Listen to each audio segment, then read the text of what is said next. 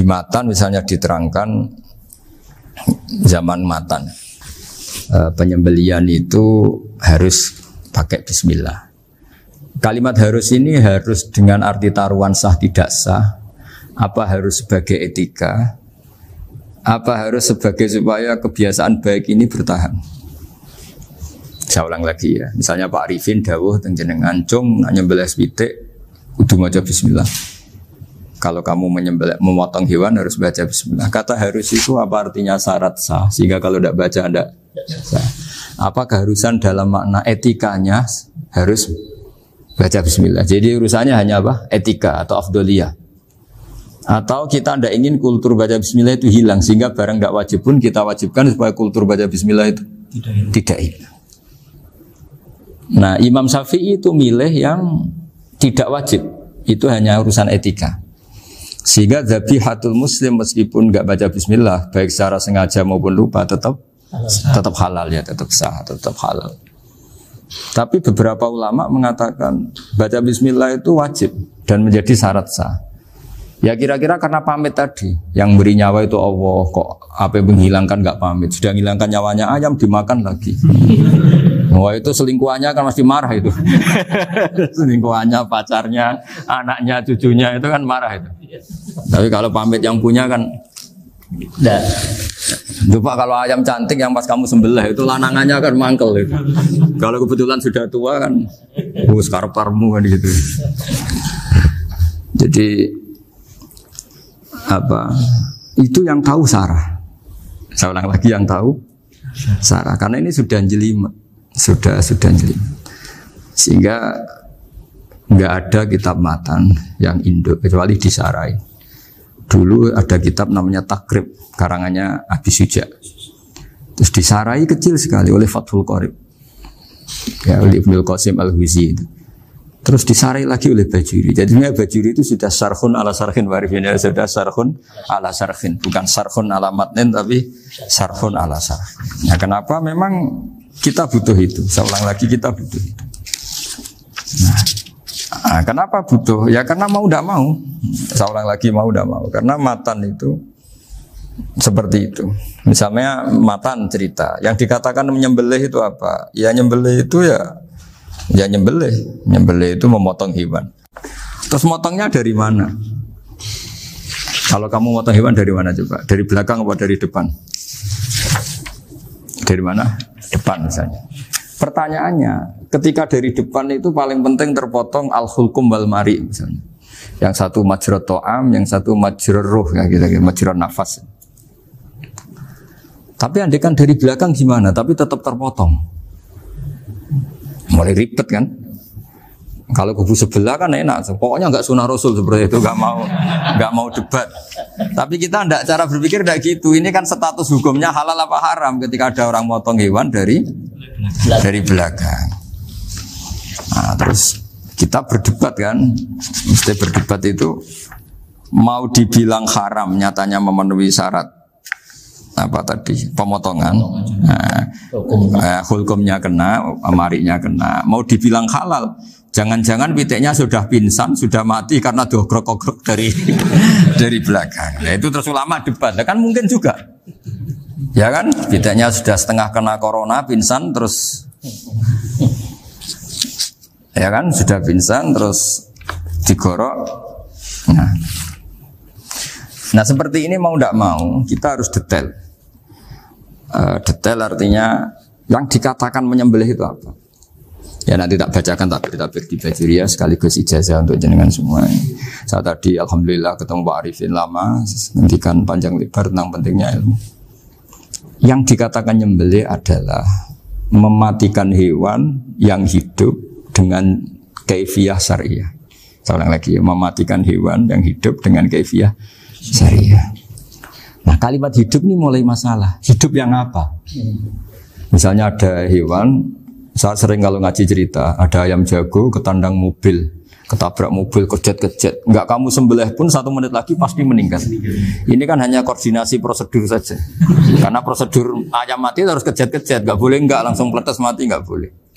Nah, pertanyaannya ketika kejet-kejet ini kamu sembelih, itu halal apa enggak? Wong enggak andekan enggak disembelih juga sudah mati. Artinya enggak penyembelihan ini kan tidak memberi kontribusi pematian, tapi enggak ngefek. Ya. Makanya terus ada perdebatan. Ada hayatun mustaqirrah, ada hayatun ittiroriyah, ada harokatu masbuh. Itu kalau nggak sarah nggak bisa. Lalu pertanyaan nakalnya begini. Saya itu betul pernah ngalami itu. Wayam jago itu kan mahal, apalagi kalau Bangkok kan. Saya pas jalan-jalan sama anak saya, sama jalan-jalan mau ke pasar itu di pertolongan tuwer mak. Kusik halal toh ora? Kadang tanya orang awam, halal kata saya. Gitu. Padahal andai kan tidak disembelih ya pasti mati. Suatu saat ada yang mengkonfirmasi lagi. Saya bilang kalau kiai ya tidak pantas makan ayam gitu, tapi kalau kamu tidak kiai ya pantas saja. Daripada rata halal lo geremeng eman kan ribet. Nah sebetulnya itu dalam mazhab Syafi'i itu tidak halal karena dia sudah tidak punya hayatun mustaqirrah. Karena tadi setengah menit lagi atau 1 menit lagi pasti mati. Kan dia belum mati karena koordinasi Israel saja, tetap yang ngambil itu. Tetap kan nggak segampang itu kan, tetap prosedur apa? Jalankan SOP. SOP-nya harus ada. Nggak boleh mati selonang-selonang itu, nggak boleh. Tetap ada SOP kata Pak Arifin ada SOP. Dia kalau sama saya bisa guyon kalau. Nah, tapi misalnya nanti pertanyaan, tapi dalam mazhab Maliki itu diabaikan. Hayat mustaqirrah, hayat ittiroriyah, hayat itu diabaikan. Cara berpikir Imam Malik lebih matematis. Kalau nggak disembelih itu matinya berapa menit? 1 menit lagi. Gara-gara disembelih dia mati sekarang. Berarti eksekutornya ya peso itu. Ya berarti peso itu memenuhi kriteria mematikan sesuatu yang masih hidup, hewan yang hidup dengan cara syar'i. Jadi andai kan ada rapat malaikat, matinya karena apa? Karena peso apa karena kecelakaan? Karena peso. Ya kan? Karena kalau nggak tanpa peso nunggu 1 menit. Gara-gara disembelih langsung terjadi sekarang. Nah karena hukum halal ini yang menarik dan menguntungkan. Di bab ini orang jadi Malikiyah semua. Mana maksudnya ya? Jadi kita ini sebetulnya Syafi'i pecundang gitu. Syafi'i partai politik. Jadi kalau sedang tidak menguntungkan ya tidak. Kata siapa kita Syafi'i banget? Tidak juga itu. Ya, jadi karena tadi ya kalau pada level apa? Pada level perdebatan ulama itu ada tadi ya, ada seperti itu, ada hayatun mustaqirrah, ada hayatun ittiroriyah, ada harokatul masbuh. Jadi tak baca ya supaya dapat barokahnya ulama ya. Jadi tak baca versinya ini di halaman, terus kitab ini saya tinggal sebagai amal saya, keluarga saya, sebagai penghormatan saya sama Habib Ali, Habib Qures, Habib Hussein semuanya, Pak Arifin dan Bismillahirrahmanirrahim. Wa'alam. Ini halaman 562. Ikutnya bab kita buah kami sayyidi wa dzabai. Ya jadi nanti yang mungkin kalau beda halaman cari di babnya kalau beda halaman cari di babnya. Karena kadang beda halaman warifnya. Kalau cetak sekarang enggak. Beda. Kadang beda juz pun. Kayak Ikhya sekarang tuh sampai 6 juz. Zaman kita ngaji kan 4 ya. Sekarang ada yang 6, ada yang ribet cetakan sekarang ya. Di atas ada 10. Satu Ikhya itu. Hurufnya dibesarin. Ikhya biar. Iya, ada yang sama. Karena ngerti zaman akhir paling sudah agak buta huruf. Saya tuh dulu punya guru terakhum sudah sepuh. Itu baca gini nggak bisa, Pak. Jadi kalau di kelas harus dituliskan pakai spidol. Mulang Minhajul Abidin, sudah sepuh sekali. Kalau ngajar itu nggak bisa jalan, udah pakai beca. Itu yang nulis agak kurang ajar. Nulis CDE gitu cepet bar. Jadi kadang itu apa itu? Beliau masih semangat, tulisannya habis. Lo kok sentek ceng? Terus, ya wes ya. Jadi nulisnya di HVS baru dulu. Ya cepat selesai. Iya. Nah kalau beliau pakai kitab sudah enggak berso itu.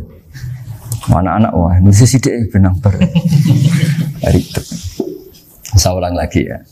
Jadi yang mau saya baca tadi itu logika fikih ya. Fikih itu berpikir ya. Di mana-mana namanya menyembelih itu apa? Dari hidup dimatikan dengan kaifiyah syariah. Kaifiyah syariah ini tidak boleh kamu nyontohkan harus disembelih, keliru juga. Karena untuk hewan yang berot atau hewan liar cukup dipanah asal ma'an harodama yang bisa ngalirkan apa?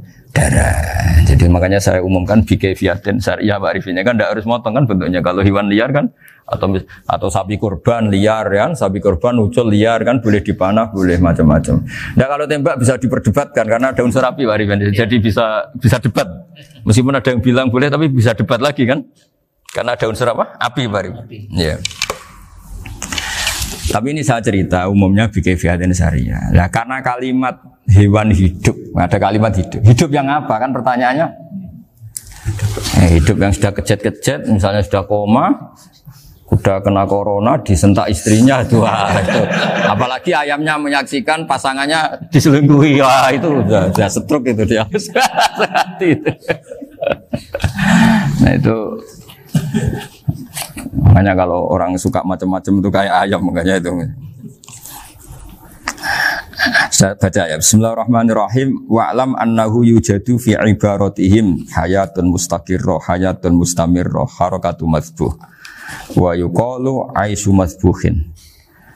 Wal farqu bainaha annal hayata al mustaqirrah yakunu ma'ha ibsarun bi ikhtiyarin wa nutqun yu bi ikhtiyarin wa harakatun ikhtiyariyah. Wal hayat al mustamirah ya allati tastamiru ila khurujir ruh minal jasad. Wa harakatul masbuh ya allati la yabqa maha ibsarun bi ikhtiyarin wala nutqun bi ikhtiyarin wala harakatu ikhtiyariyah. Bal yakun maha ibsar wa nutqun wa harakatun ibtirariyah ini. Wa ba'duhum farraqa bainahuma. Sampai saat terus ini. Jadi ini perbedaan-perbedaan pandangan ulama. Nah, Imam Malik itu mengabaikan semua istilah itu. Sing penting pas mbok sembelih iku kecelok urip, cara wong Jawa iku kecelok urip. Cek hayat mustaqirrah, cek ittirariyah, cek harakatu masbuh, pokoknya kecelok urip. Ane kecelok urip bisa dibilang masih hidup. Karena kalau bisa dibilang masih hidup, kamu sembelih tetap nanti rapat malaikat kira-kira gitu. Ini matinya karena apa? Karena kecelakaan. Oh, kalau kecelakaan 1 menit lagi matinya dong. Tapi kan matinya sekarang ya karena disembelih. Nah tadi saya bilang sebenarnya mazhab Syafi'i itu tidak seperti itu. Karena Imam Malik menghalalkan, biasanya penggemarnya lebih banyak di bangsa halal itu kan. Penggemarnya masih banyak. Tapi ya sudahlah, itu masih ahli sunnah karena salah satu dari mazhab 4. Tapi logikanya juga masuk. Jadi kita bukan sekedar taklid ke Imam Malik, tapi kalau kita ikhtiyat ikut Imam Syafi'i ya monggo, karena mungkin secara medis karena mengalami seperti itu mungkin tingkat kesehatannya apanya sudah ya sudah lah, yang penting makanya terus orang Jawa pinter nak PTE jago ya halal, nak cilik enggak lah. Itu kan ibarat perdebatan antara kepiting sama yuyu. Yang menghalalkan kepiting itu mengharamkan yuyu. Tahu yuyu yang kecil di sawah ya? Tak tanya kenapa yuyu halal, karena amfibi Gus, bisa hidup di dua alam.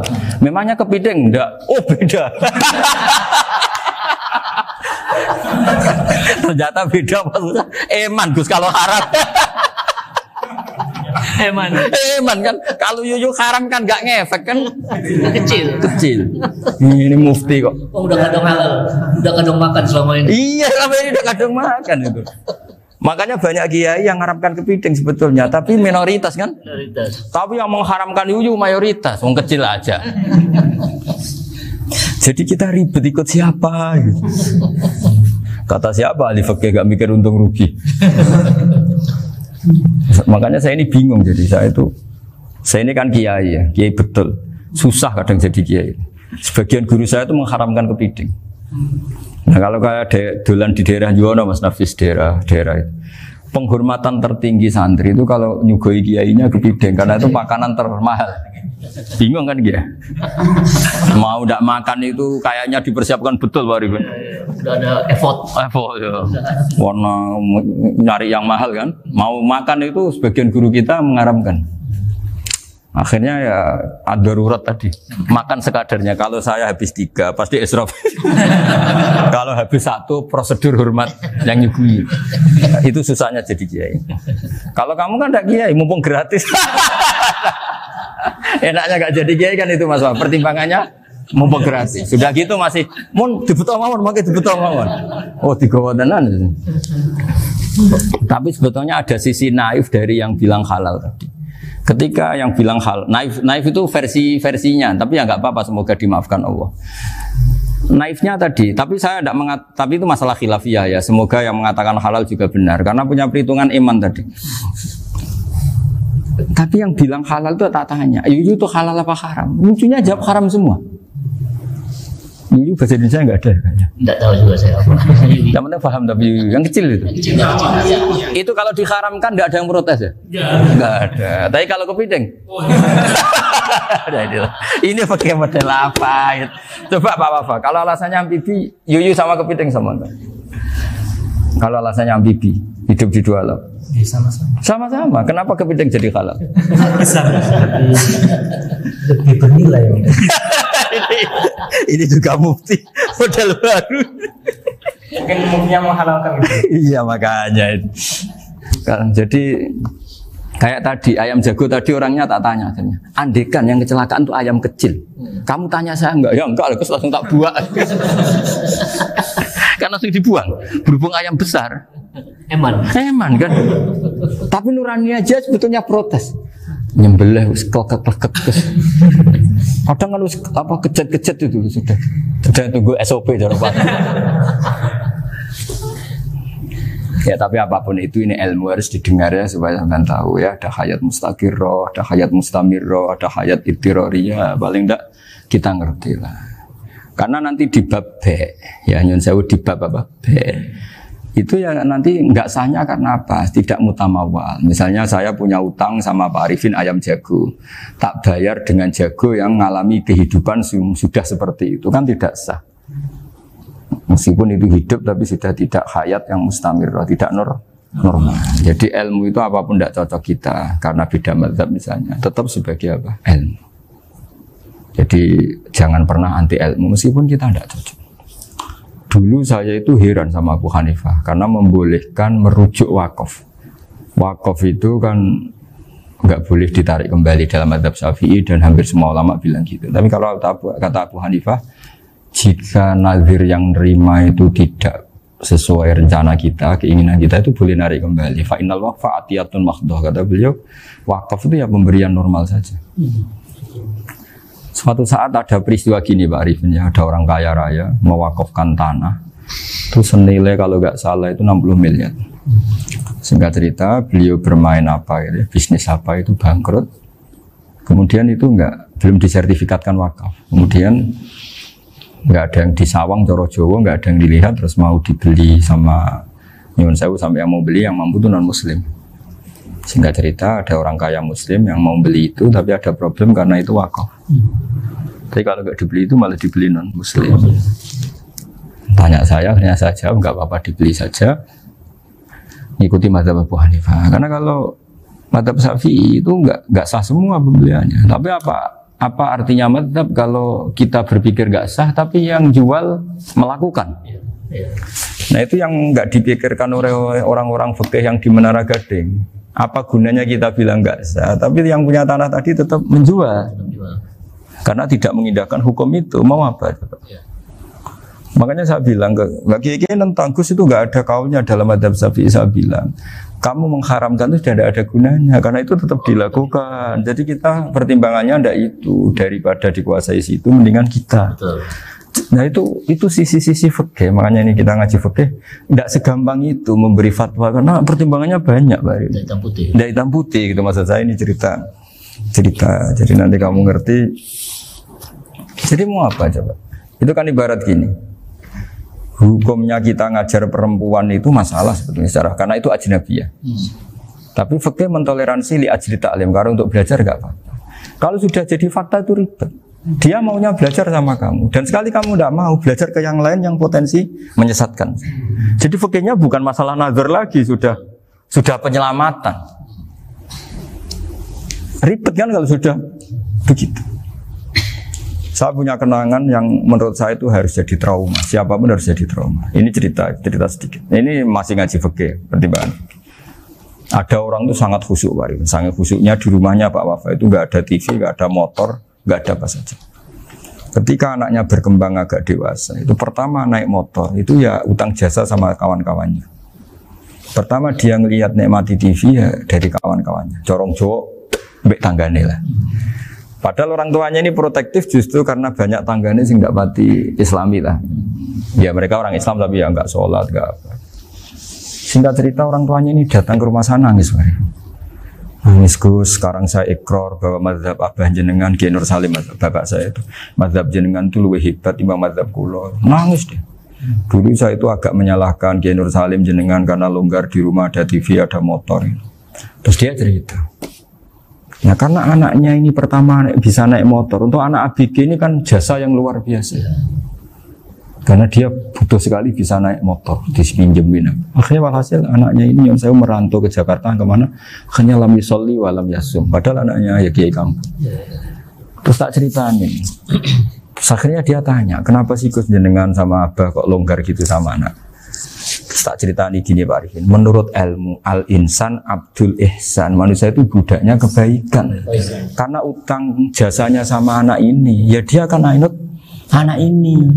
Sementara kenangannya mbek jenengan mbok amui. Tidak boleh. Dia baru ngakui ya Gus saya itu nyun sewu hanya khusyuk tapi kurang ilmu. Tadi dia hanya berdasar khusyuk. Bocah kok main delok TV kan pikirannya hanya gitu. Ini cerita ilmu, saya bukan menjustifikasi manapun. Ini kan cerita ilmu Pak Arifin ya. Jadi semuanya itu ada hitung-hitungannya. Coba kalau kita terlalu stakung be anak pertama naik motor jasanya orang nggak sholat ya, pertama roh TV jasanya orang nggak sholat. Coba terikatnya anak ini sama kita apa sama orang itu? Sama orang itu. Bayangkan kalau umur ABG, kalau umur sak pari pun Pak Wafa ini nafsu astagfirullah kan. Gue job tua nome orang. Gaya tok, bareng tua udah khusus gue gaya tok. Aslinya namanya bodoh. Ya saya sama semua. Cuma saya akan lebih jujur dari biasa. Jadi orang itu harus ngitung gitu. Itu kenapa Mbah Mun tuh kiai alim alama. Setahu saya dalamnya ada TV. Putra-putra ini lihat TV. Meskipun kita tidak mungkiri negatifnya TV, kita nggak mungkiri Pak Arifin ya. Tapi tadi ketika anak-anak ABG itu pertama lihat TV jasanya tonggoni. Kalau kebetulan tanggane wong soleh nggak masalah ya. Kalau enggak, itu nangis ke rumah saya itu ya. Nyesel dia. Tapi saya bilang gini, ini jenengan tiang soleh, mesti anak jenengan suatu saat kembali. Coba pola jenengan harus rubah. Ini hebatnya Nabi. Ketika Sayyidah Aisyah masih kecil, minta diperlihatkan Li'bul Habasyah. Itu diturutin kan masyhur itu. Kayak apa Nabi? Karena kalau nggak diturutin, pasti Sayyidah Aisyah akan ngidolakan mainan yang lain yang di luaran sana malah. Itu karena Nabi punya kearifan tadi.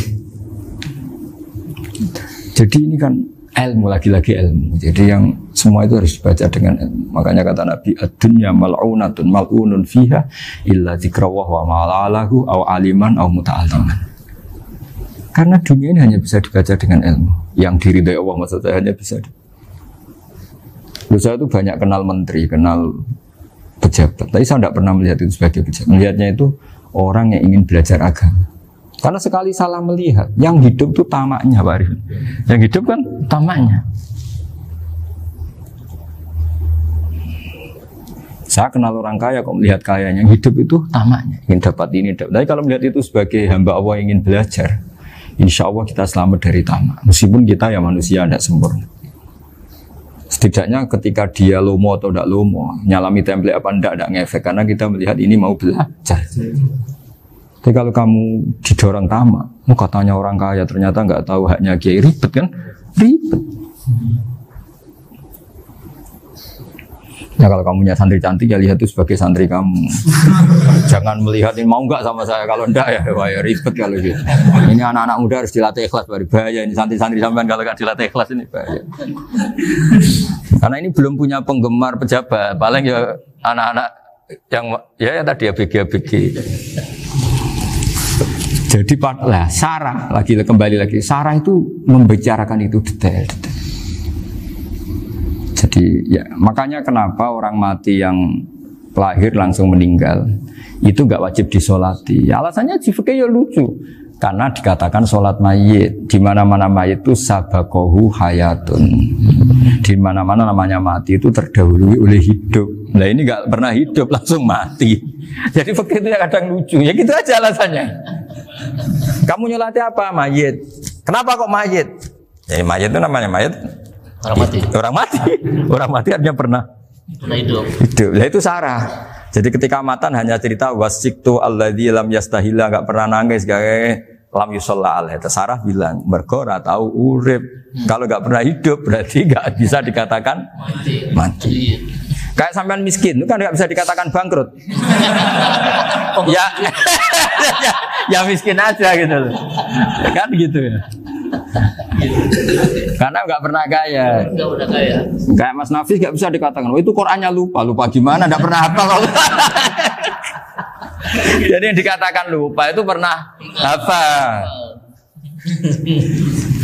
Nggak lupa nggak apa, Gus Qurannya lupa, gaya nggak pernah hafal, kok bilang apa? Lupa itu. Nggak boleh Pak Wafa bilang saya ini bangkrut apa? Nggak pernah kaya kok bangkrut. Jadi semua itu ada aturannya itu. Nah itu sarah, lagi-lagi sarah. Jadi bahkan banyak yang syarhun ala syarhin. Jadi kayak kitab takrib itu disarai Fathul Qorib. Jadi Fathul Qorib itu sudah sarah. Disarai lagi Bajuri. Nah, itu termasuk cerita itu ya. Cerita-cerita. Bismillahirrahmanirrahim. Ya, wa yakunu qad dzukira daf'atan wahidatan la fi daf'ataini. Islam tujad al hayat al mustaqira inda daf'ati saniyah. Amma idza wujidat al hayat al mustaqira daf'at saniyah fayakhilu al masbuhu aidan. Fasartu wujudul hayat al mustaqira fi ibtida'il wati akhir marrah. Wa makharu dzalika inda tulil fasli wa illa fala rafa'a sikina wa ada fawran aw alqaha liqaniya kalatan wa akhadha ghayraha fawran aw saqatat minhu wa akhadha ghayraha halan aw qallaba wa qata'a biyama bagi hal al masbuh. Jadi ini masalah sarah. Sarah itu sudah detail. Misalnya gini, kamu motong ayam. Motong ayam harus sekaligus shred jadi. Jangan sampai nyuwun sewu 2 kali. Jangan-jangan misalnya gini, ayam tak potong pas ke kiri separuh. Ya, ke kiri separuh apa hulkumnya. Pak Arifin datang, Assalamualaikum Gus Pak, waalaikumsalam, terus santai jagungan dulu. Jagungan sampai besoknya itu enggak meneruskan. Bareng-bareng balik salam, ingat lagi ayam saya ini. Ketika saya meneruskan ini, potensi ayam ini sudah mati atau sudah hidup yang ini masih mazhab Syafi'i loh ya. Atau sudah hidup yang sudah tidak normal. Artinya apa? Penyembelian kedua yang mengeksekusi tadi sebenarnya mengeksekusi barang mati.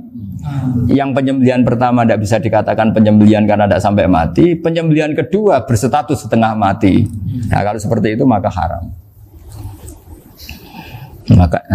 Kecuali itu dilakukan secara fauron. Fauron dicontohkan nyembelih ternyata pesunya kedul terus ngambil yang lain. Tapi fauron langsung atau terjatuh ngambil langsung. Ya itu boleh karena ditoleransi. Tapi kalau kalam ajnabi kata tadi omongan Pak Arifin, seperti Pak Arifin sih, alhamdulillah sih. Jaminan mau rawuh dari ayamnya asem mana? Ini harus sebar. Ini orang ngawur betul. Jadi, lah itu sarah. Bicara sampai detail itu sarah. Jadi ada sekian kemungkinan. Jadi termasuk yang diandaikan apa? Nah, hayat mustaqirah itu batasnya yakunu maha ibsorun bi ikhtiyarin wa nutkun bi ikhtiyarin wa harakatun ikhtiyariyah. Hayat mustaqirah itu kalau dia betok-betok itu ya karena karepnya. Maksudnya gini, gamane cara roh pitik wedok engkek ya cek karepe dhewe. Cara dia melihat peso itu karepe ya masih lari. Jadi misalnya ada ayam. Ayam kita sembelih baru luka sedikit. Belum sampai andaikan dibiarin ya mungkin suatu saat sembuh, luka. Terus melihat kamu lari ketakutan karena kamu dianggap gladiator, killer lah. Nah itu berarti punya hayat mustaqirah. Tapi sudah kalau kamu sembelih karek ngeriwit, roh kue serawedi, ya kan? Mau demo ya sudah agak berkutik, ya dia berarti tidak punya hayat mustaqirah. Gitu. Ya batasannya itu Joro. Nah. Dalam mazhab Syafi'i, syarat sahnya penyembelihan harus hewan itu punya hayat mustaqirah. Nah ini sarah ya, jadi sarah itu lebih jelimet. Nah makanya kenapa tidak boleh nyembelih pakai yang tumpul Mas Nafis? Takutnya ayamnya itu ngalami dohtoh, kok ditekek. Misalnya sama nyembelih pakai peso tumpul, ini kini ketekek, takut. Kan dia misalnya ayamnya jantungan, roh peso wis setruk kan, udah gitu ketekek. Nah itu mati dulu pasti itu. Siksa. Jadi pas diongok-ongok dia sudah mati. Jadi nanti kalau di akhirat, sebenarnya saya sudah mati loh, ngawur. Wah, apalagi nganggo keris naga sosro. Wah, itu sudah gereng sakti kan diginikin tok sudah mati kan? Makanya bahaya nyembelih pakai keris-keris sakti karena sebelum terpotong sudah mati saking saktinya apa? Keris itu misalnya gitu. Baru nempel. Makanya nanti suatu saat ada pertanyaan ini, boleh enggak nyembelih ayam orang yang rainya itu sangat? Wah, itu haram. Kena. Oh, itu mesti mati dulu. Kumisen tatonan apa? Ya bodoh. Iya kayak algojo. Ayamnya jenis apa? Stroke ya? Jenis penakut. Pas mau disembelih tidak mati. Jadi hati-hati ya nyembelih ayam. Jadi kalau orang kampung Pak Arifin ya, orang kampung mudin kampung. Mungkin kalau orang kota sudah nyuwun sewu enggak peduli. Kalau orang kampung itu apa itu Pak Arifin? Kalau nyembelih jago itu sampai apa itu? Ilatnya dikeluarin dong. Oh iya. Apa ya? Iya karena takutnya katanya beberapa yang kaget itu kelek apa? Ketelan. Iya ketelan ya. Itu ya ada kearifan gitu, tapi ya terlalu ya menyiksa ayam. Tapi memang potensi katanya Pak Arif. Katanya yang ahli-ahli itu ya. Jadi kalau dia jago ya mau disembelih, saking takutnya itu. Kalau orang Jawa kalau takut kan yang ngelek itu ya. Orang Jawa loh ya. Itu kalau orang takut kan kadang apa kayak. Nah ayam itu nak ketakut. Kadang ininya terus apa? Lidahnya masuk. Akhirnya pas disembelih ini enggak kena. Nah, makanya terus banyak mudin yang punya ikhtiar tadi. Pernah lihat Bapak yang ayam jago itu? Ilatnya ditarik. Ya, itu ya tidak wajib cuma tidak bisa kita salahkan. Tapi kata penyembelih yang ini tak tanya eksekutor yang lain, pokoknya rodok dipenek Gus. Iku seraiso. Saya belum pernah nyembelih ayam karena ini kan selain nggak profesi saya juga nggak mentolonan saya. Tapi ini beberapa kefiah yang penting kita tahu ilmunya. Yang paling pokok itu qatul khulqum wal mari. Ya kira-kira dalan sing digo nafas sama digo makanan tadi. Ya tapi itu tadi caranya semua itu harus mengalami atau masih punya hayatun mustaqirah. Nah, takutnya dalam konteks nyembelih yang apa tadi? Saya bilang separuh tadi. Itu jamnya normal enggak itu sudah jam 11 ya? 10. Jemputan juga.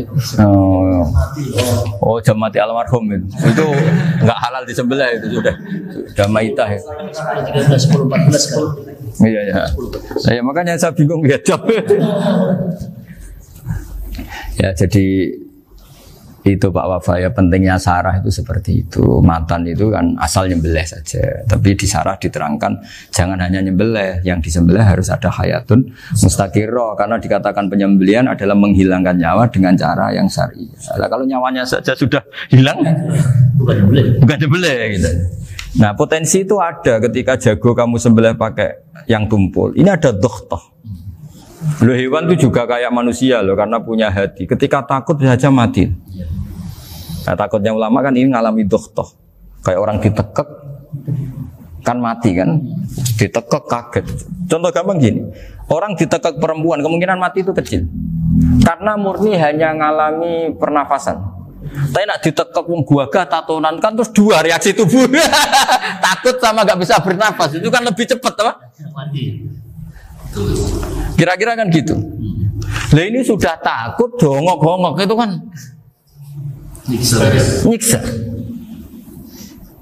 Saya sering ketemu orang yang ahli nyari ular, nyari apa. Itu ya gitu. Filosofinya sama seperti orang perang. Harus bikin takut. Iku kewan Gus nak disewentak, iku telelekan. Jadi telelekan iku apa Pak Anda bicara bahasa Batawi ini? Orang kaget terus terpaku itu. Apa kayaknya? Teorinya Khalid bin Walid kan gitu. Kalau perang supaya musuh takut. Kamu tahu kami siapa? Gertak gitu. Ayat ji'na biqaumin yuhibbunal mauta kama tuhibbunal hayat. Kita ini bawa pasukan yang mereka mencintai mati kayak kalian mencintai hidup. Pasukan kami ini darwis, berani modar ya wis gitu. Kira-kira gitu kalau bahasa Jawa itu. Gertak mati. Berani mati. Akhirnya musuhnya kan nah, di antara syaratnya perang kan gitu harus bikin musuh itu takut, gemeter. Nah istilah lelekan itu gampang gitu loh. Lelekan itu pokoknya tadi loh Arifin, kepaku tadi. Nah, agak berkutik.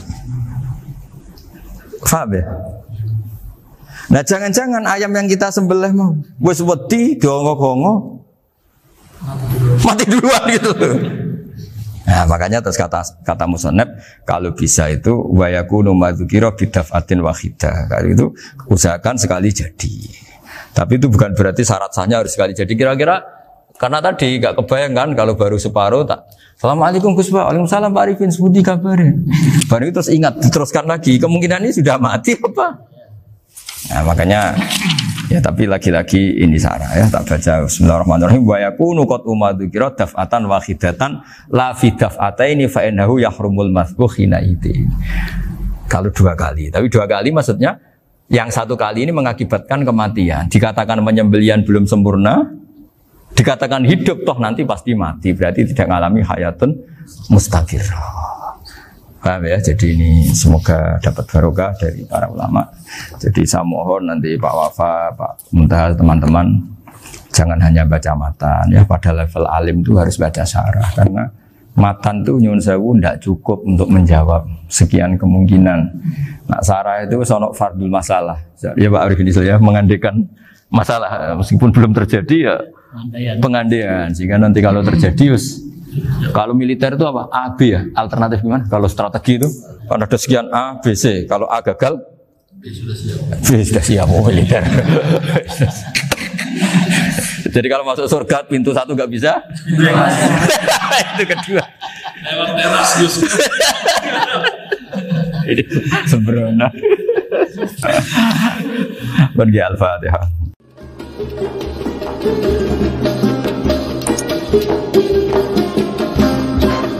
Thank you.